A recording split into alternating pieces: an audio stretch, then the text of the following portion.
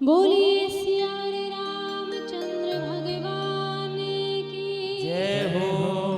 देवों के देव महादेव की जय हो। श्री राधे कृष्ण सरकार की जय हो। एक बार दोनों हाथ उठाकर प्रेम से बोल दीजिए, जय सिया राम, जय सिया राम, जय श्री राधे। जय सिया राम।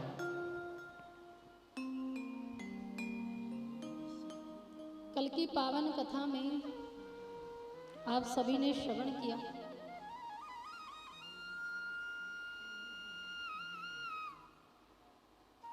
कि विश्वामित्र अयोध्या की नगरी में आए, अवध में आए, राजा दशरथ से दोनों पुत्रों को मांगा, राम और लक्ष्मण को।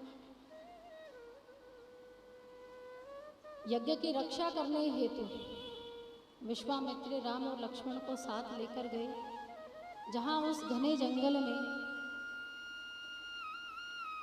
भगवान श्री राम ने ताड़का का भी उद्धार किया, शुंबाहु का उद्धार किया और मारीच ऋषि को एक बाण से मूर्छित कर छोड़ दिया, ताकि भविष्य में आने वाली जो लीला है प्रभु की वो पूर्ण हो सके, इसलिए भगवान ने छोड़ दिया था।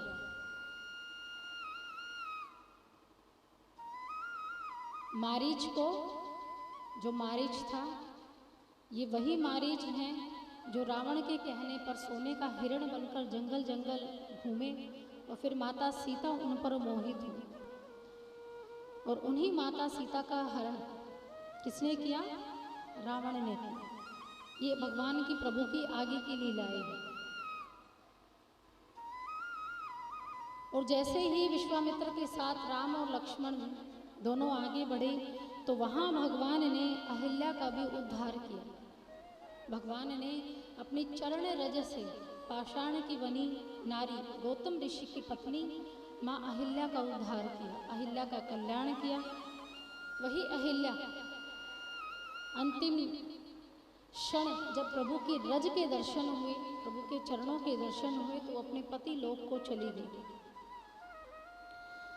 अहिल्या कौन है?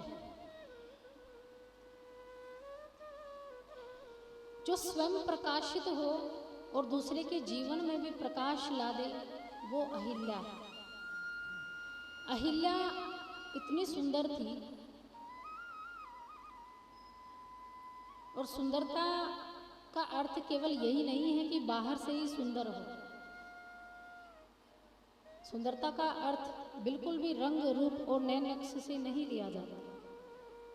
हम भले ही आमतौर पर संसार में रहने के बाद सुंदरता किसे कहती हैं? जिसका रंग गोरा हो, जिसके शरीर के अंग की जो बनावट है, आकार है, वो सुंदर हो, उसे ही सुंदर कहा जाता है। लेकिन एक बात विचार करके देखिए कि भले ही व्यक्ति बाहर से कितना भी सुंदर हो, दो प्रकार की सुंदरता होती है, एक बाहरी सुंदरता और एक आंतरिक सुंदरता। बाहरी सुंदरता से आप सब इस बात को जानते हैं कि कैसी होती है बाहरी सुंदरता, जो आपको दिखाई देती है, जो दूसरे पराये इंसान को दिखाई देती है, एक वो सुंदरता है। और एक ऐसी सुंदरता है जो किसी को दिखाई देती है तो देखने से दिखाई नहीं देती, बोलने से दिखाई देती है। मनुष्य के पास बड़ी भगवान ने एक सुंदर वाणी दी है, सुंदर मुस्कुराहट दी है, और प्रभु ने प्रिय बोल भी दिए हैं। प्रभु ने और क्या दिए हैं? प्रिय बोल दिए हैं। यानी क्या दिए हैं? ये जिह्वा दी है, ये जीभ दी है। बाहर से व्यक्ति काला हो, नकटा हो, बूछा हो, कैसा भी हो, लेकिन वो जब तक नहीं बोलेगा तब तक आप जान नहीं पाएंगे कि उसकी अंतरात्मा कैसी है, वो अंदर से कैसा है। और मनुष्य का चाहे मित्रता का भाव हो, चाहे प्रेम का भाव हो, चाहे व्यवहार का भाव हो, वो कब निभाता है? जब उसके अंदर का जो मन है वो स्वच्छ हो। बाहर से कैसे भी हो, ये ईश्वर के सामने मायने नहीं रखता कि आप कैसे हैं। अक्सर मुख में एक जिह्वा है और 32 दांत हैं। कितने दांत हैं? 32। और जिह्वा कितनी है? एक। आप जानते हैं प्रभु ने जिह्वा एक ही क्यों दी? भगवान ने दांत 32 क्यों दिए? जिनकी संख्या ज्यादा हो जाती है अक्सर उनको ये अभिमान हो जाता है कि हमसे उच्चतम और हमसे श्रेष्ठ कोई नहीं है, हम कुछ भी कर सकते हैं। समाज में कोई रुतबा हासिल कर जाए, पद हासिल कर जाए, लेकिन उस पद पर बिठाने वाला भी वही है और उतारने वाला भी वही है। तो एक बार 32 दांतों को भी बड़ा घमंड हुआ इसी बात का। जिह्वा से कहा कि देखो तुम केवल एक हो, हम 32 हैं, हम कुछ भी कर सकते हैं, किसी को भी चबा सकते हैं, काट सकते हैं, अपने मुख में ग्रास ले सकते हैं। क्योंकि जब भोजन करते हैं तो दांत ही होते हैं जो उस भोजन को छोटा बनाने में सहायता करते हैं। लेकिन भूल गए कि दांतों से काटना ही संभव नहीं है, उनमें रस घोलना और उनमें भोजन का स्वाद लेकर आना ये जिह्वा का काम है। भोजन का रस कहाँ से मिलता है? जिह्वा से ही तो मिलता है। तो दांतों ने जिह्वा को कहा कि तुम केवल एक हो, तुम क्या कर सकती हो? तो एक तो इतनी कोमल, अगर जरा सी जीभ इन दांतों के बीच में आ जाए तो बड़ा दर्द होता है। गलती से भी खाना खाते वक्त बीच में दब जाए तो खूब देर तक खाना भी चबाना मुश्किल हो जाता है। तो दांतों ने कहा हम सबसे सर्वश्रेष्ठ हैं, तुम अकेली क्या करोगी? जिह्वा ने कहा कि भले ही मैं एक हूँ, भले ही मैं अकेली हूँ, लेकिन जब ये जिह्वा वचन बोलती है, कटु वचन बोलती है, तो ये जब चाहे 32 के 32 दांत भी तुड़वा सकती है। भले ही एक है, लेकिन जैसे किसी सामने वाले को गाली दी या कुछ कटु वचन, गलत वचन कहे, तो जिह्वा ने एक शब्द जैसे ही अपने मुख से निकाला, वैसे ही क्या होगा? सामने वाला क्या करेगा? थप्पड़ मारेगा या मुक्का मारेगा? तो 32 के 32 हाथ में भी आ सकते हैं। तो ये संभव है। तो सर्वश्रेष्ठ क्या है? जिह्वा। लेकिन मेरे अंदर इतनी सामर्थ्यता है, ये जिह्वा कहती है। व्यक्ति का व्यवहार कहाँ से मापा जाता है? उसके बोल से। किसी के घर धन कितना है, मान कितना है, ये कोई किसी के घर पूछने नहीं जाता। और समाज में उस व्यक्ति का सम्मान भी जब होता है जब वो बड़े रुतबे का भले ही हो, लेकिन व्यवहार उसका समाज के साथ कैसा है, अपने कुटुंब के साथ कैसा है, परिवार के साथ कैसा है, ये मायने रखता है। वो सच्चा पद है उस मनुष्य का। ये केवल व्यवहार ही एक ऐसी चीज है जो समाज में आपका नाम कर देती है। व्यक्ति भले ही रहे ना रहे, व्यक्ति मृत्यु के बाद यहाँ से चला जाता है, लेकिन बाद में क्या छोड़कर जाता है? केवल अपना नाम। और वो कमाया कब जाता है? नाम छोड़कर जाता है। भले ही वो इस धराधाम पर ना हो, उसका शरीर ना हो, लेकिन जीवन भर अगर उसे अपनी एक अमिट छाप छोड़नी है तो वो केवल व्यवहार से ही छोड़ सकता है।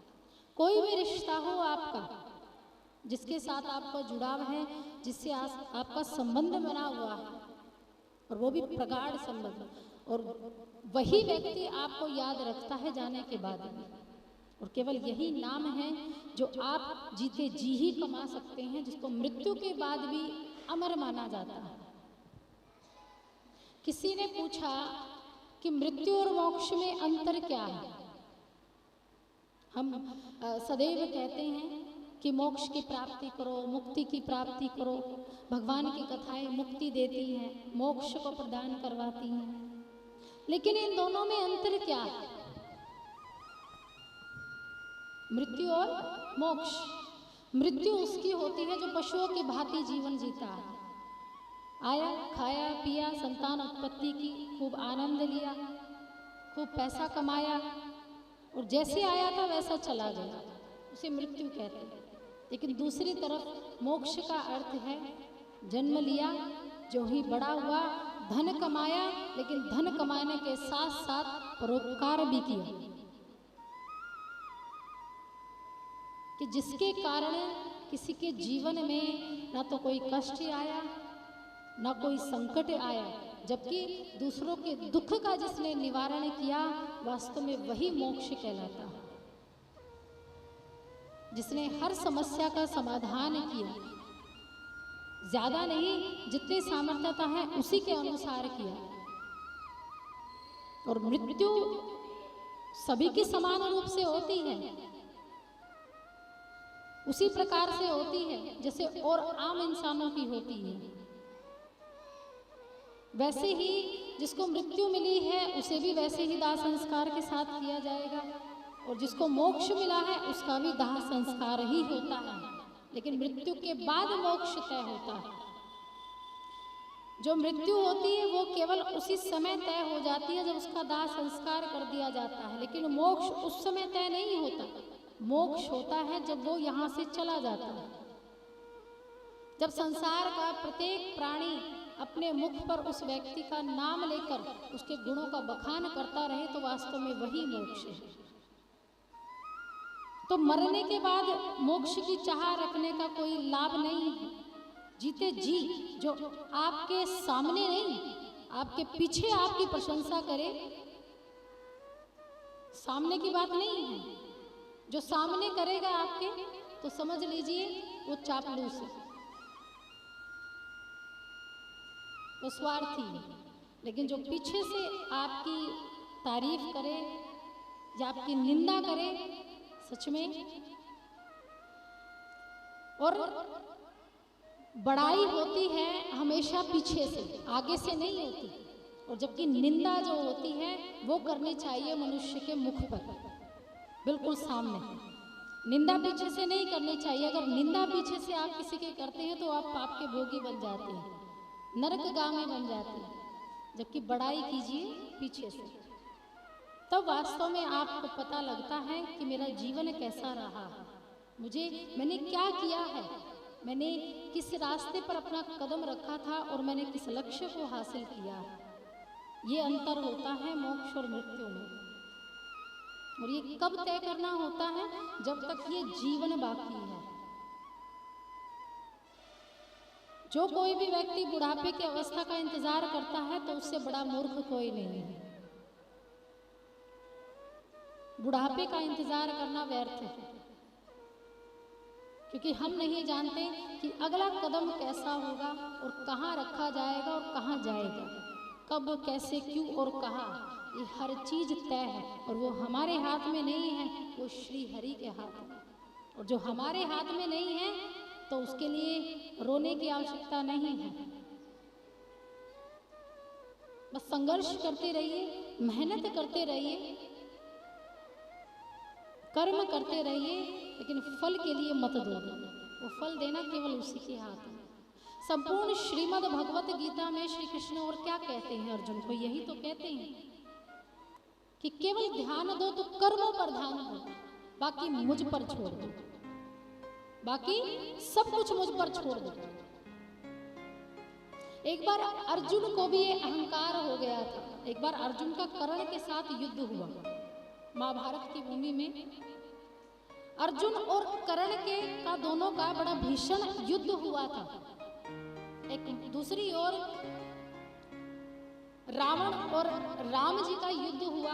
वही पहले त्रेता युग में राम और रावण का युद्ध हुआ, तो दूसरे द्वापर में श्री वेद व्यास जी ने महाभारत लिखी थी श्रीमद् भागवत महापुराण लिखने से पूर्व। तब वही अर्जुन और कर्ण का बड़ा भीषण युद्ध हुआ। दोनों के मध्य जब युद्ध छिड़ा तो अर्जुन ने जैसे ही एक बाण चलाया तो जो कर्ण का रथ था वो 4 कदम पीछे हट गया। कितने कदम? 4 कदम पीछे। अब ये समझिएगा कि जो बाण की गति थी वो कितनी तेज होगी, और रथ का आप जानते हैं वजन जो कितना भारी होता है। वही दूसरी ओर और भगवान अर्जुन के रथ पर बैठे थे कौन? भगवान श्री कृष्ण, क्योंकि सारथी थे।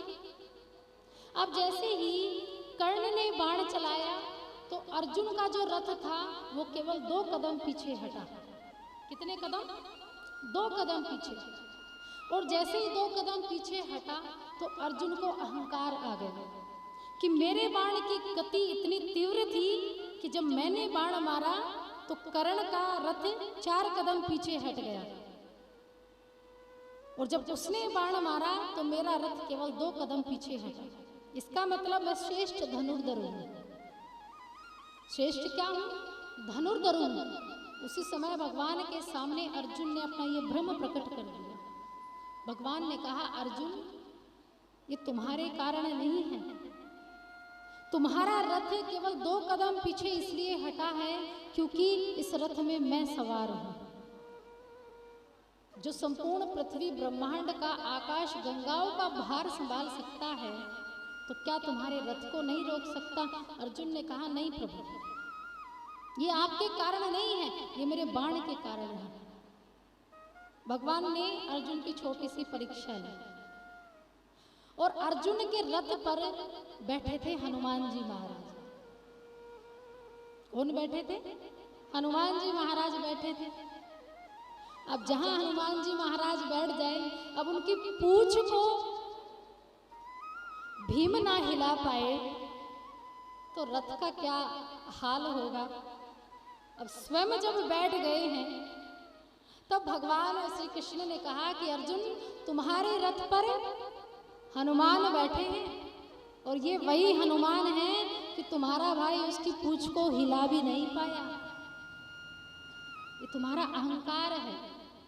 अर्जुन नहीं माने तो उसी समय भगवान श्री कृष्ण ने क्या किया? अपने आप को भार विहीन कर दिया और हनुमान जी महाराज को इशारा कर दिया कि चले जाओ, उड़ जाओ। ये केवल अपने भक्तों को सही राह दिखाने का एक रास्ता था। जैसे ही हनुमान जी को इशारा मिला, हनुमान जी महाराज आकाश में चले गए। प्रभु ने अपना जो भार था वो निम्न पर ले आए, गति पर ले आए। तो उसी समय जैसे ही कर्ण ने बाण मारा तो अर्जुन का रथ आकाश में चला गया। कहाँ चला गया? आकाश में। वो देखो वहां डोल रहा है अर्जुन का रथ, वहां डोल रहा है अर्जुन का रथ। तब अर्जुन को पता लगा कि जो भी हो रहा था कृष्ण के कारण हो रहा था, मैं तो केवल निमित्त था। जो भी हुआ कृष्ण के माध्यम से हुआ, भगवान के माध्यम से हुआ, और भगवान ने ही करवाया।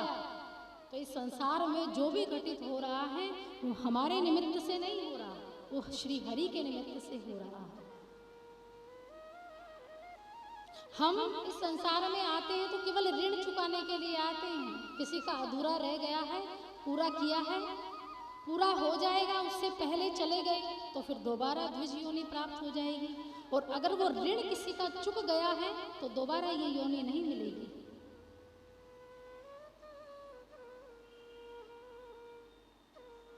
और संभव है ये इसी योनि में कि आप प्रत्येक धर्म के कार्य जब आप कर सकते हैं तो केवल यही एक माध्यम है। और बीच में रखिए, स्थान दीजिए प्रभु को अपने जीवन में। छोटे से छोटा कार्य की, बड़े से बड़ा कार्य करो, लेकिन कभी उसे दरकिनार मत करो।